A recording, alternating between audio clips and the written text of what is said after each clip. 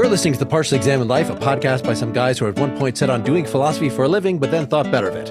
Our question for episode 348 is something like, what is philosophy's task in analyzing knowledge? And we read some articles by Timothy Williamson, Knowledge First Epistemology, which was published as a chapter in the Routledge Companion to Epistemology in 2010, Justifications, Excuses, and Sceptical Scenarios from 2015, and Morally Loaded Cases in Philosophy from 2019. For more information about these articles and the podcast, please see partiallyexaminedlife.com.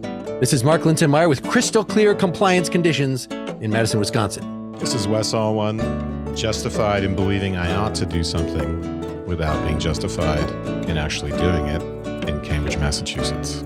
This is Christopher Heath. I am unjustified, but also blameless in Hollywood, California. And this is Russell Ming, intellectually isolated in Bakersfield, California. All right, so we recently had an episode on the justified true belief, the Gettier cases. And one of the things that came out of that was, well, explicitly in this Zebzebski article, the idea that actually you can't improve the definition of knowledge as justified true belief by beefing up justification or adding in an extra thing, that it's actually a hopeless task. And so the natural response to that, which I think some of us voiced even during the discussion, was maybe this was a fruitless project in the first place, and we shouldn't expect to be able to analyze knowledge in this way. And then we just covered the Indian Nyaya school, which actually has this knowledge first approach. That is, when we're talking about analysis of epistemology, don't start with the idea that we have in our perceptions or in our thoughts some sort of, it could be true or it could be false, but it's sort of epistemologically the same to us altogether, and epistemologically neutral contents of consciousness, contents of perception, contents of belief. And then we make the jump of, okay, does that actually hook up to something in the world? Instead, following the Nyayas, let's just define knowledge as a connection between us and the world. And then we can define belief based on that and illusion based on that and say, well, sometimes something just looks like a connection to the world, but it's not really a connection to the world. So this was something, Russell, you new to the podcast, you brought to our attention. Can you just say a little bit about your background and who you are and why Williamson? Yeah, of course. First of all, I've been listening to the show for years, so it's like incredible honor to be on it. But yeah, so yeah, people that email us, just be warned, you might be asked to be on the show. Okay, go ahead.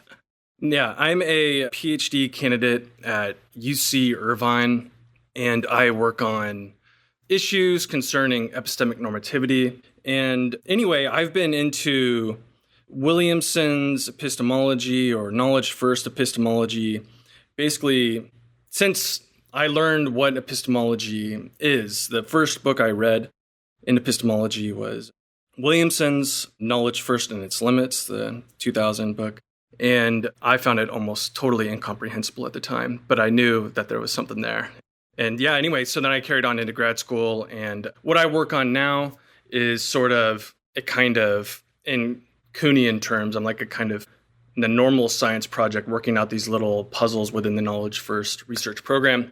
So why Williamson? Why does he matter, especially when discussing epistemology, analytic epistemology today? And this is what I said in the email. There's sort of a pre-Williamsonian era of analytic epistemology and a post. He is a very influential figure, polarizing figure as well, as you might get from having just read these three articles at least. He takes on very radical externalist views, but his defense of this position has won over maybe a few converts, but he's at least attracted a great deal of attention, I believe. His 2000 book is the most highly cited epistemology book, maybe ever, at least in analytic tradition.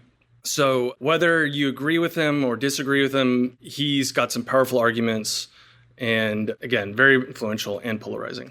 So figured once I saw you guys and listened to your episode on Justified True Belief, Gettier, and all the rest, I thought, okay, it'd be awesome if you guys took on Williamson as well.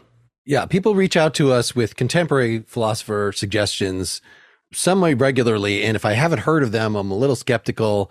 It was mostly because we knew that both Dylan and Seth were going to be on vacation, so we needed someone with a guest, and so this worked out pretty quick. We could have just done it with the three of us, but I reached out to some of our analytic philosophy recurring characters, both Matt Teichman and Dusty Dahlman, though they did not want to do this, affirmed that, yes, Williamson is a big deal. And so, Chris, our philosophy of science guy coming back for the seventh time, did you have any experience with this figure or this neighborhood? Definitely the neighborhood. I'm very interested in epistemology, and although I've told you guys before, I'm sympathetic to some of the sort of pragmatist projects in terms of knowledge and Dewey and stuff like that. But I'm familiar with some of the more contemporary stuff as well. I'm a big fan of Sellers, and I understand a little bit about, I flirted with phenomenal conservatism, and I've read about the semantic and internalist sort of divide, things like that. So all of it's in my wheelhouse for sure. But I had never read Williamson, and yeah, it was a very novel approach to sort of flip epistemology's project on its head and say, let's start with knowledge. It's got a super externalist temperament to it, just like from the outset. I can tell that's his, like you said, radically externalist, it seems. But it was really cool to read about his approach to knowledge. I'm also sympathetic to the idea that breaking down knowledge into its sort of necessary and sufficient conditions or its recipe is a doomed task. I don't know if he gets away from that traditional project. He seems to want to still analyze knowledge, but just from a different viewpoint. I'm wondering if that's fruitful still. So just to remind folks, an internalist take on epistemology would be, again, talking about from the knower's point of view. Can we tell the difference per Descartes between illusion and authentic belief or authentic perception? Or do we just say, actually, somebody could have, because then you have that issue where it seems like I have full justification for saying this is true, but in fact, it's not true because I'm actually a brain in the vat or something like that. And so, for instance, we might, on an internalist ground, say, well, you have to tailor your beliefs to the evidence that you have. And Williamson is going to respond to that by saying, well, how do you know what evidence you have exactly? You know, it looks like evidence, but if it's authentic evidence, right? The brain in the vat thinks it has plenty of evidence for the fact that it has hands, but it doesn't. So yeah, Wes, do you want to get us going? Yeah. Yeah, let's find a good way to state the internalist case. And I guess, Russell, you can help us with this. But it seems to be, the idea is that justification is a matter of the way it seems to me to be, not the way things necessarily are in the world.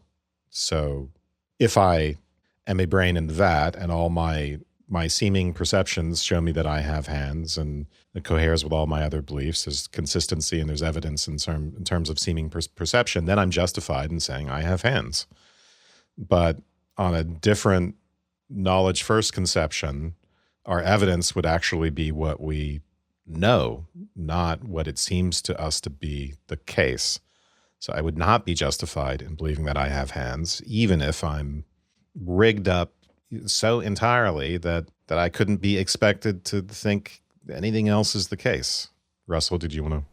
No, yeah, that's exactly right. I mean, just another general way of stating the internalist position is that it's the view which says that whether a belief is justified only depends on the subject's internal mental states. And then what kind of internalist you are will come out of what mental states you have in mind. Are they seemings? Or is there a consistency requirement? Is there a kind of what's called a accessibility condition that needs to be met? And yeah, that's the internalist picture. And Williamson, as we'll probably get to in a second. So in some sense, the internalist is what's called committed to the thought that your evidence, or at least one version of internalism says that your evidence is what justifies your belief in a given proposition. Mm-hmm. And Williamson doesn't exactly, this is a difference between Williamson and Goldman and reliabilist views. Williamson will say, at least for the case of partial justification and the degree of confidence one may have in a proposition, that it will just be a matter of what your evidence supports. But where Williamson obviously breaks with on one the other evidentialists, the internalist evidentialists, is that Williamson says, well, our evidence just consists of what we know. So that's how you get the break between BIV being brain in a vat being justified and the good case, the good person, the one who's not invalid. And then the difference between Goldman and reliabilist views and Williamson is reliabilists are concerned about the origin of the belief, whether it's of proper pedigree, whereas Williamson is more concerned with whether it has the right relation to your evidence. So anyway, that's kind of a way, hopefully, of kind of cashing out a little bit of the terrain and the difference between Williamson and other externalists and Williamson in one variety of internalism. Should we look at the way he characterizes internalism in this morally loaded cases paper? Yeah, let me just say first, so as you were mentioning, Russell, sort of his primary books, this Knowledge and Its Limits, 2000, and we didn't read any of that. You suggested 3 articles that he wrote subsequently. He's written hundreds of articles returning to this again and again. So explaining in a very stripped down way in this Knowledge First Epistemology, and then in this second article, Justifications, Excuses, and Sceptical Scenarios. I think that's where we would get sort of his most direct response to Alvin Goldman that we considered in our Gettier episode. And then Wes was going to pull from this most recent article, Morally Loaded Cases in Philosophy. I think we can just make points as we want from the 3, at least until we really get into this. Yeah. So in this article, he's going to point to the ways in which the relationship between belief and action can actually undermine internalism. And he starts out with talking about relativism and skepticism, which maybe would surprise people to see that lumped in with internalism, although I guess it shouldn't. But in the same way that we run into problems with skepticism and relativism when we start talking about morality, right? If everything is relative, does that mean everything is permitted? We run into similar problems within internalism. So I think in this paper, we get maybe the clearest, but correct me if I'm wrong, characterization of internalism. So here's how he puts it on page 4. Here is a still influential view in epistemology. For short, we may call it internalism. The key normative status for belief is justification. Whether a belief is justified at a time depends on its coherence with the internal, consciously introspectable mental states of the subject at that time, especially seemings and perhaps other beliefs too. Seemings are pre-doxastic. They are neither beliefs nor inclinations to believe. You have a seeming when things seem to you a certain way, either sensorially or intellectually. Seemings can be false. Sometimes things can seem to you to be some way, even though they are not, in fact, that way. Still, when it seems to you that P, you are at least prima facie justified in believing that P. You are all things considered justified in believing that P, when in so believing, also coheres with your other relevant mental states, especially your seemings. Consequently, false beliefs are sometimes justified. So that fact, so for internalists, false beliefs can be justified, which is part of what leads to the Gettier paradoxes and problems. Williamson's approach, it looks like, is going to be to deny that and to say, in fact, that we are not going to, that it's not going to be fruitful to try to analyze knowledge in terms of components like justified true belief, internally, including some components that seem externalist and some internalist. So truth, right, is an externalist notion that has to be something out there in the world that is the case for truth to hold, but traditionally justification has been internalist, so you get this sort of hybrid analysis of knowledge into those internalist and externalist components. Instead, it will seem to be the case that, or Williamson will argue that it's the case, and it, by the way, it seems to me like a very tough project to actually make work, but that I think he's, and Russell, correct me if I'm wrong, he's going to say that knowledge, in fact, is more basic than belief. Yeah. And that the analysis should be a belief in terms of knowledge and not in knowledge in terms of... Yeah, I read him as saying belief is a spin-off of knowledge rather than the other way around. Knowledge ends up being the most general, factive mental state you can have. That's bedrock.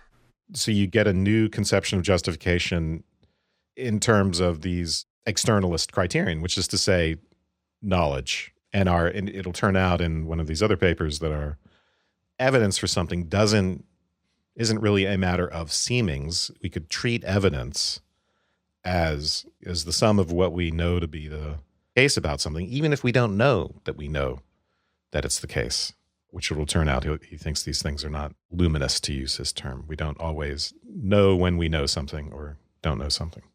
So we could ask sort of what the history is this externalism a new thing? It's not new in India.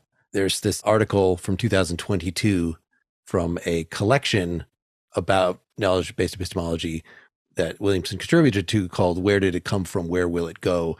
Where he talks little about the history and even the justified true belief, which is, as you said, Wes, is not a purely internalist idea. He said, we attributed that to Plato in our Gettier thing. Well, that's something that Plato plays with. He considers it, but he's not necessarily committed to it. And though we can see internalism, Descartes and the whole Cartesian tradition looks very obviously internalist, is Descartes going to say that we have knowledge if we don't have any externalist considerations, that internalism is in fact the only thing at our disposal? No, actually, he gets out of that by having this transcendental argument about God. And so it's not really clear, according to Williamson, this explicit embrace of knowledge as justified true belief did not come until well into the 20th century. And then we've already talked about in our Nyaya episode, disjunctivism, this idea that fundamentally the veridical perception, and this is usually about perception strictly, not just knowledge. This is Williamson's critique of this, but his view is going to be sort of next door to disjunctivism. But the idea is that when we actually, our belief, our perception connects with something is just a fundamentally different thing than when it fails to do so, as opposed to there's a doxastically neutral experience that we have. In other words, it doesn't tell us whether it's a true belief or a false belief. And that's going to be identical for the brain in the vat and for the person who's actually in a real physical world, that both of them have the exact same thing. Yeah, it wasn't entirely clear to me. We haven't actually read anything in disjunctivism explicitly, but Williamson just says disjunctivism is only concerned with perception. He's concerned with knowledge more generally, and that's the big difference. And he had some other criticism about just, yeah, Russell, did you have any, I don't know how much we should focus on this, but that he was saying disjunctivism was some sort of relic, that thinking of things in this disjunctive form. I've had an experience now, and either it's of the thing or it's actually a false perception. It's not knowledge at all. That's certainly not the way we experience things as disjunctive. Yeah. So Williamson and the disjunctivists are sort of methodologically parallel in that they begin with success. And then from that point of view, from that starting point, theorize about the relative phenomenon in question. Of course, Williamson case, two ways of starting from the point of success. There's truly believing and knowledgeably believing. And he'll, choose, of course, the knowledge first route. But there are parallels in methodology, and they have a kind of, I don't know a great deal about disjunctivism, at least the view about perception, but I know that there are similarities and they are kind of agreeable to each other. If you go in for one, you should be more disposed to go in for the other, sort of thing. So let's go. I mean, let me just summarize a little bit what he says about disjunctivism in the Knowledge First Epistemology paper, just for it'll be more clear for listeners. He makes it out to be a sophisticated version of naive realism. And the idea is that genuine perception and illusion are not on par. It's not as if you're having an identical mental state when you have an illusion of an object and a perception of the object, although maybe if you looked at the brain, it would look identical. But disjunctivist account is going to deny this. Certain mental states you're in them only when you're actually perceiving, when you're taking in the world. So the way you characterize the mental state depends on its causal relation to the world. And so there's this denial that mental states can be the same in cases of failure and in cases of success. So in a way, you have a different evidence base in the case of real perception or good perception than you do in the bad case. This is, by the way, it's kind of came up in Nyaya too, right? Because you have more perceptual evidence in the good case than in the bad case, even though you don't know it.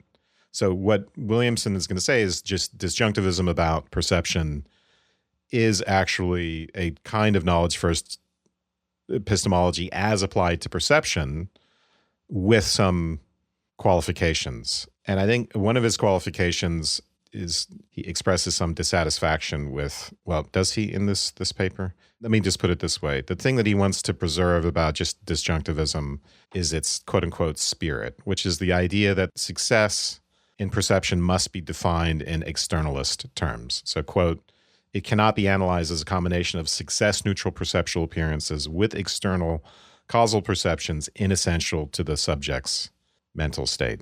We need just to just bite the bullet and say what counts as a successful perception includes this relationship to an external world. Yep. Let me just give a quote from that. Where did it come from? This on page 4 of that.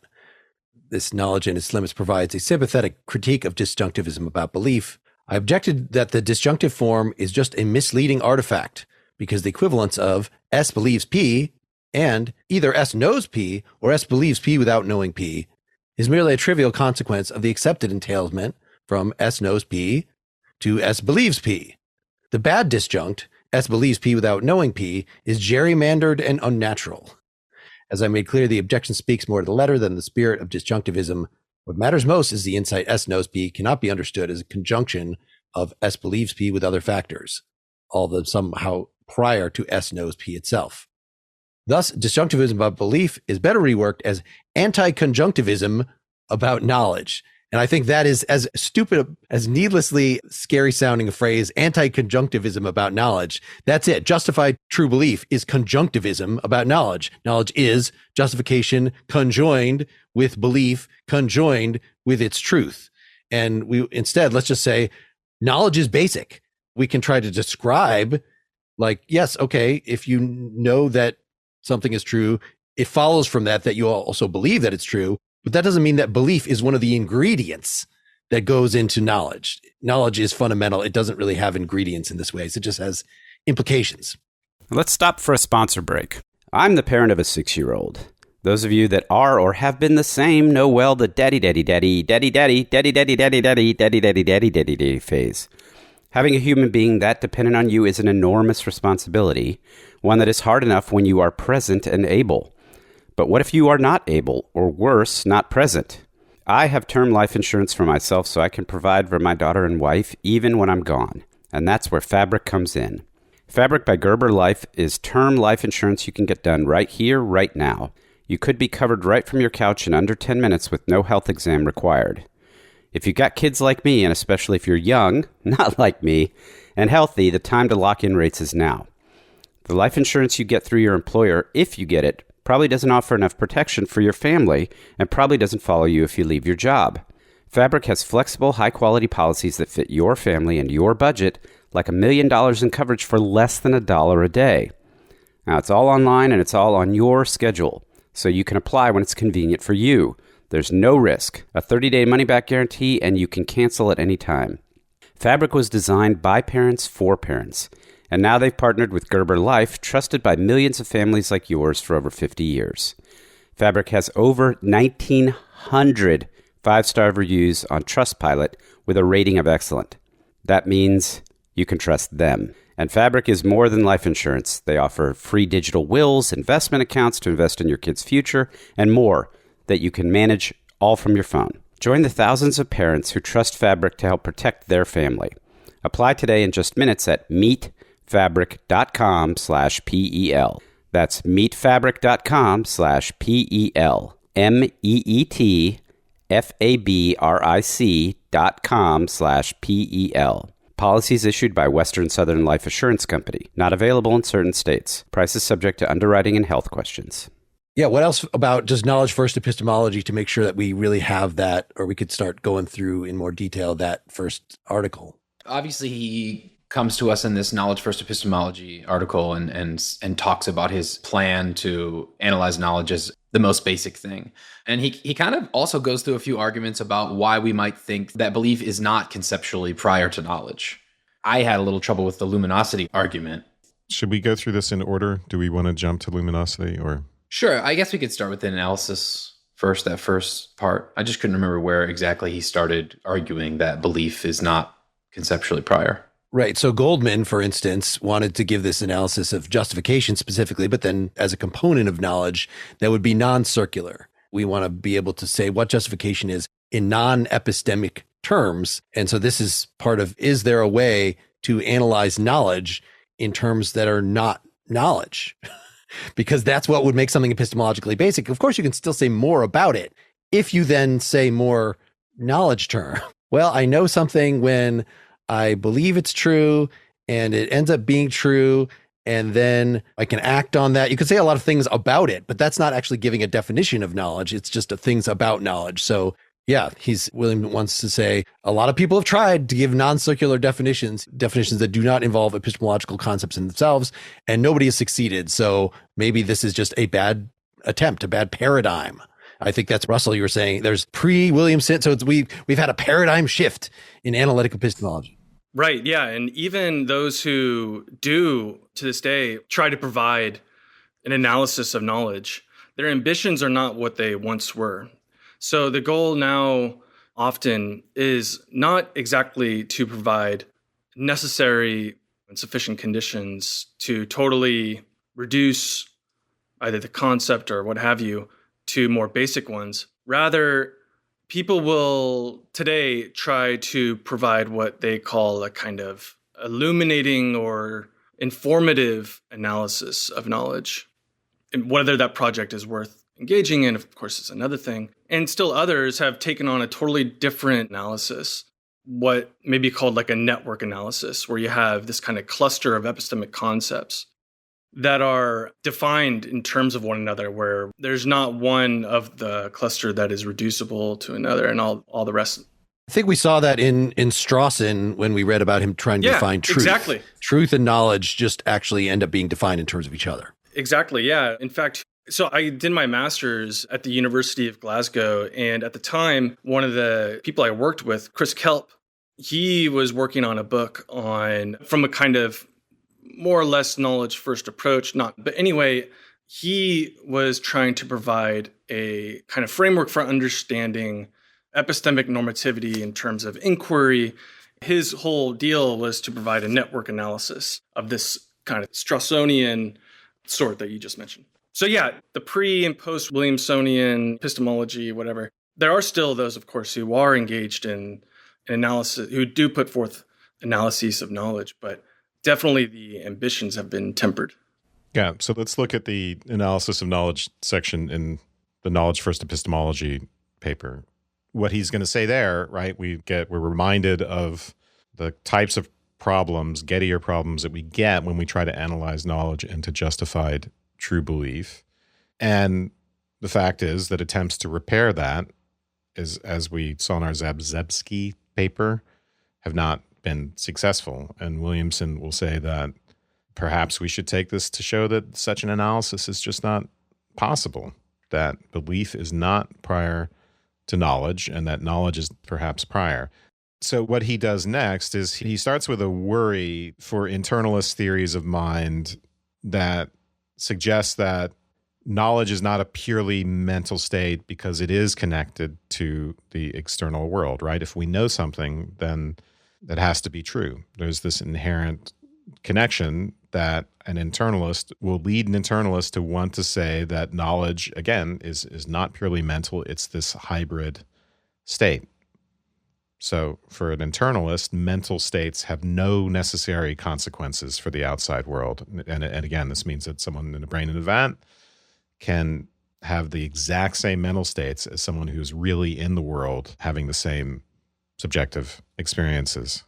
The eternalist, he cleaves that, right? He almost creates the subjective objective distinction there by saying, well, we have our internalist understanding, and then there's this other component, the world, but he's sort of separating them. And I feel like Williamson wants to maintain the connection and say, no, the mental state you have is factive. Well, he'll want to say there's lots of different, he's going to start out by saying, actually, it turns out that mental states in general often have external consequences. Yeah, exactly. So for example, loving and hating, that implies a non-illusory relationship to a real person. So for instance, if I'm in a brain in a vat and I love Mary and Mary doesn't really exist, then loving is not the right word for that, I think, on his analysis. Right. This is an ambiguity in the concept of aboutness, or intentionality is the technical term, that I think I was introduced to Hegel as Hegel's advance over Kant was to say just the aboutness of consciousness means it actually connects with, points at something in the real world. And that is what defines what the real world is.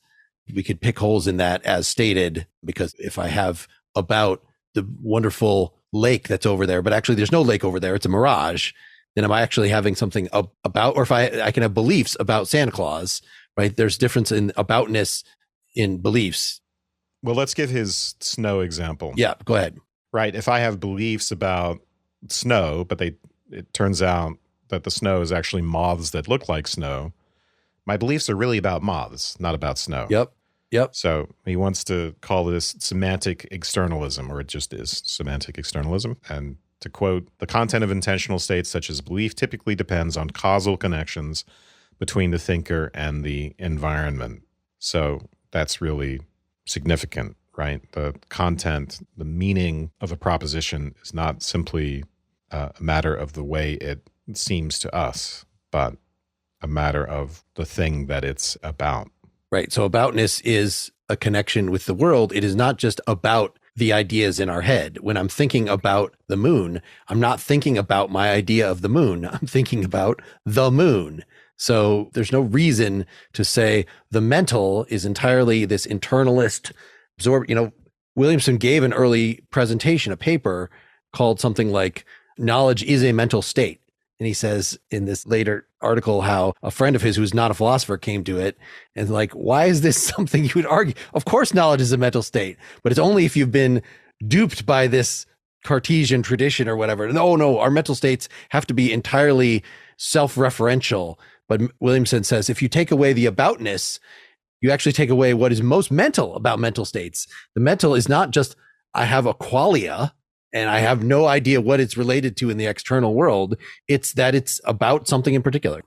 I think traditionally it's a quasi-mental state, right? It's supposed to break down into mental and non-mental. Yeah, that's what you get with the Descartes and the Internalist, right? Yeah. You get these two separate things in your head, and then what's on whether or not it's connected. And he just wants to say we can't disconnect those. Knowledge is a mental state about true things, about true propositions, I guess. I don't know. And this goes for love and, as he points out, love as well. So, and belief. So they have aboutness. We don't even have to go to knowledge. And if you take that aboutness away, as Mark just quoted him, you take away what is actually most mental in them. And what that means is that semantic externalism doesn't really give us a problem with the mentality of a state, which is what the internalist might worry about. It doesn't mean that knowledge, by saying that knowledge is purely externalist, that I'm denying that it's a mental state. In fact, it's completely consistent, is his argument. So the truth entailing nature of knowledge is not a problem for its being a mental state in the fullest sense. But in any case, the upshot of this section is that knowledge first epistemology is externalism about mental attitudes themselves, not just about the contents of mental attitudes. Yeah, exactly.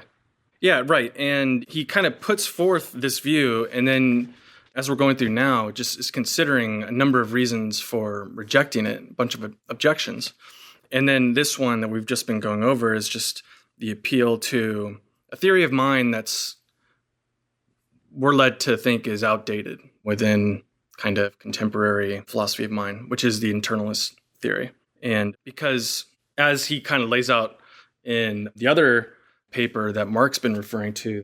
Where did it come from? Where will it go? Yeah. You kind of get a story about the rise of externalism, beginning with, Putnam, then through Kripke and Tyler Burge and Davidson, and on to Williamson. Williamson is kind of situating this picture of epistemology within this broader trend going externalist in these other fields of philosophy. So it's kind of a natural progression of a trend that's already out there in the analytic philosophy world.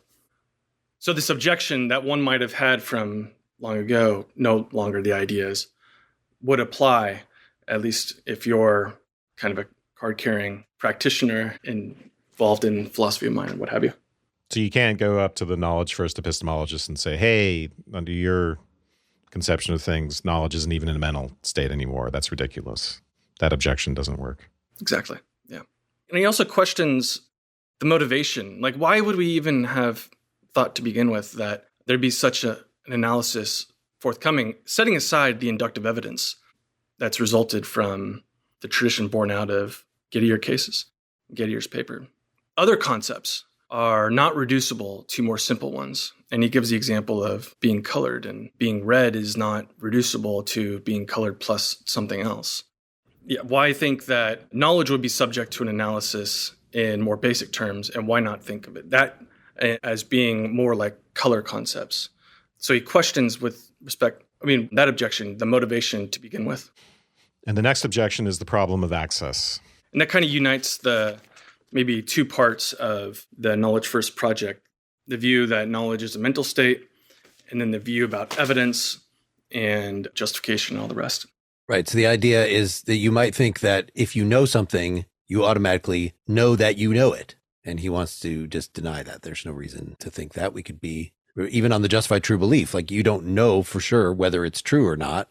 So you could have justified true belief and yet not know for sure that it is justified true belief.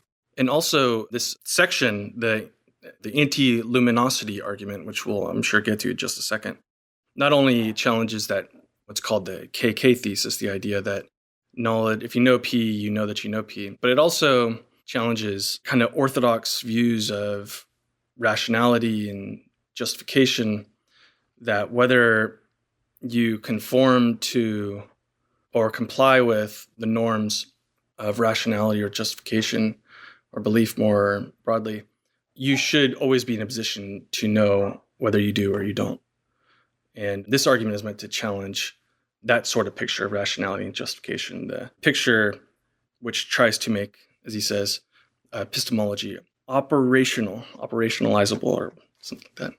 Yeah, this actually came up in our discussion of what is the point of doing what Gettier or Goldman was, what that whole set of disputants was trying to do, of define, give an analysis of knowledge. Shouldn't your analysis of knowledge tell you how to improve your knowledge, right? That seemed to be what Bacon was doing. Bacon came up with a scientific method, and this is what knowledge is, and this is how to make sure that you're not saying things that you will later regret. And so there is that tradition that seemed to have been thrown away, certainly by an externalist who just says, well, what knowledge is when you actually connect with the thing. And you might ask, well, how do I know if I've connected with the thing? And well, that's outside of the scope of what knowledge is, right? And when we were talking about the Nyaya school, they were not giving a Bacon-like set of details on like, how do you have to approach the object and what additional views do you have to get it to make sure that your initial impression, your seeming, is in fact an authentic case of knowledge. They didn't really have anything to say about that and didn't even see it as relevant. And Williamson actually is going to follow that if you think you can try to, some want epistemology be operational in the sense of providing rules for rational inquiry such that one is always in a position to know whether one is complying with them. For instance, the rule proportion your belief to the evidence sounds useful. It seems to have a good chance of being operational, but his theory is going to be non-operational. It has a third person aspect evaluating an agent's epistemic status from the standpoint of an external observer. So the upshot is that for knowledge first epistemology, there are no what he calls non-trivial states. It's not just knowledge that are fully open to introspection or operationalism, to fully operational rules. So we're not in a position, we can know without knowing that we know. But beyond that, any non-trivial mental state is arguably not open to introspection. And he has so in other words, it's not luminous to use that word. And he has an argument that sounds a bit like some of the things we've seen in personal identity papers, a thought experiment in which you undergo a gradual process of being in a state to not in a state. And at a certain point, right? So first of all, you have to admit that it admits of gradations. And then once you do that, you can say, okay, well, at the point where I go from being in this mental state to not being in this mental state, right on the border of being in it and not being in it are not discriminable. They can't be discriminated. We can't tell them apart. And if that's the case, then the wider implication is that in general, we don't have introspective access to whether or not we are in a particular mental state if we can point to the fact that in these border cases, we can't discriminate between being in and out of them just because they're right on the border. I don't know if that's the clearest explanation. Anyone else want to add to that? Yeah, I was also thinking sort of more directly of some of these arguments about consciousness, that you might say that our brains obviously are conscious, but you might posit that a silicon-based structure could never possibly be conscious. Well, what if you started systematically replacing neuron by neuron your brain with a silicon one, so that you end with a silicon one that has exactly the same structure as your current neurons, functionally all the same? Is there some, if you really think that, no, the computer, even if it has that structure, is not going to be conscious, well, where is the point at which consciousness would just suddenly cut out? Is there either the conscious light is on and then it's off, or is it somehow gradual? What does a half-conscious being even mean? This whole thing. Yeah. See our Ned Block episode for... Yes. Yeah. And our Parfit episode for personal identity versions of the similar argument. But he talks about pain here. One can feel pain without being in a position to know that one feels pain. What did you guys think of this? That sort of, as the pain gets less and less, you might actually not realize you're still in pain. Maybe we could hook up your brain and see the pain receptors are firing. But at that moment, at least, until I call your attention to it, you don't know that you're in pain. Did you guys find that? Because that's usually given as the paradigm case of like, there's no such thing as an unconscious pain. What's interesting here is, right, that's an abstract philosophical argument in terms of discriminability and a thought experiment. But he'll go on to say, well, there's these independent arguments, by which he means, he doesn't say it, but psychological arguments. What is the psychology of this? And he talks about unconscious beliefs. But of course, if we were to look to our own personal experience, the best I can do is to say, I might be sitting here for a while, not notice that my knee is aching because I have a pickleball strain, right? I'm not always focused on that pain, and so I'm not really aware that I'm in that pain. And then suddenly I notice that, why am I so irritable? I'm like, oh yeah, it's because my knee has been aching all this time and I haven't been paying attention to it. So we could do little psychological thought experiments like that as well, if we wanted to convince ourselves that even something like pain is not a mental state to which we have complete introspective access. Yep. Yeah, that's good. That's probably the most difficult, non-trivial mental state to get this argument to go through with. Because we might think, okay, knowledge, belief, sure. But when I feel pain, it's something about feeling pain involves the first person awareness of being in it. And so this is a point. So the thesis is, the anti-luminosity thesis is that for any non-trivial mental state, one is not always in a position to know that one is in it. And again, pain is the example, paradigmatic mental state that's appealed to in order to challenge this claim. But like you just said, Wes, you don't have to run through this kind of indiscriminability argument or this Sorites argument. You can just appeal to evidence from ordinary experience. Why am I doing things that I don't normally do? Oh, and then you discover upon further investigation, I've got a strained ankle or what have you. Yeah, or we can discover on investigation that we are having a feeling or thought that we weren't aware that we are actually having. The mind is just psychologically that complicated. And I find that entirely convincing. Chris, you were saying you were not so sure about that? I don't remember what you were saying, Chris. No, I guess hearing you guys talk about it helped me out a little bit. I guess I was wondering what this argument was like, what's at stake, what it was meaning to do. Because I am completely sympathetic and genuinely agree with the idea that I also don't buy that our states, mental states are fully... We have to be fallible about our own mental states and introspection. We don't have access to everything. We could be wrong. I totally buy into that. What's the point of, in what way does that push forward the idea that knowledge is prior to belief? Or what's the luminosity argument doing here? It helps us challenge internalism. Specific, okay.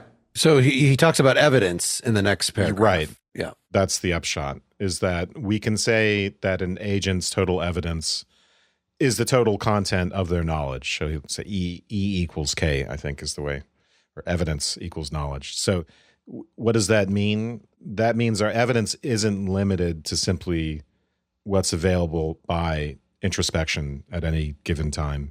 Our evidence can be constituted by what's outside of introspection, including knowledge that we don't know that we have. I see. So justification is not simply an subjective internalist states thing. Yeah. Got it. Okay. Right. So that makes believe only what you have evidence for to be no longer operational, because evidence, you don't know what you have evidence for. Yes. It seems like that redefinition, we could just say, okay, fine, don't use the word evidence, use seemings. Believe only what you have seemings, what the weight of your seemings prima facie seem to be in favor of. And then he'd have to say, well, do you even know what your seemings are? If it's not going to be a purely unanalyzed qualia, I'm experiencing red dot now, even just red, associating that with other, is that really red? Is that, compare it with other reds you've seen before. Like there might just be something that even a seeming to define that, he says, again, non-trivially, I think trivially would be define it in terms of this moment and define it as transparent, as luminous. Like, okay, if you're not doing that and you're saying, what does this seem to be? This seems to be a red ball or something. Okay, well, do you actually have the evidence that it is really a ball and not a picture of a ball, an illusion of a ball, something like that? Is this, do you guys buy this argument? Let's make this our last point in part one. Yeah, I think I buy this, and I think it's important. We can have, right, so what does it remind me of? It reminds me a little bit of, say in Wittgenstein, if we want to talk about concepts as something that, right, they're not just pictures in the mind or something like that. They involve procedural knowledge, which in a way is another form of what you might want to call unconscious or non-conscious knowledge. We can't really do without this more expansive conception of knowledge. It's not just that there's knowledge with a capital K and then there's these other types of procedural or implicit knowledge. The two things are actually much more intimately related. And in this case, yes, I think it must be the case that what we know is much larger than what is introspectable or what is in conscious awareness at any given time. I don't know. Does someone have a better case for that? I mean, I think his case is the case of pain and all that is convincing, but can anyone articulate that in a better way? Like I said, I'm already sympathetic to the idea that we don't have full access to our internal states, all of the knowledge. Yeah, I agree that especially because it ends up being the case that something like you said, operational knowledge can end up being kind of a species of the genus knowledge to me. Knowledge is like the most basic. And so even knowledge we don't know about that, it would be kind of a species of the genus knowledge, kind of perception too, memory, all those things. I mean, it's worth reiterating, right, that knowledge wasn't supposed to be a purely internalist concept. It was supposed to be this hybrid concept. Right. But now it turns out to be, would we call it purely externalist? Is that the upshot? I mean, there's still an internal component. There's still a thing, yeah, we're not separating them into two distinct concepts. Right. Exactly.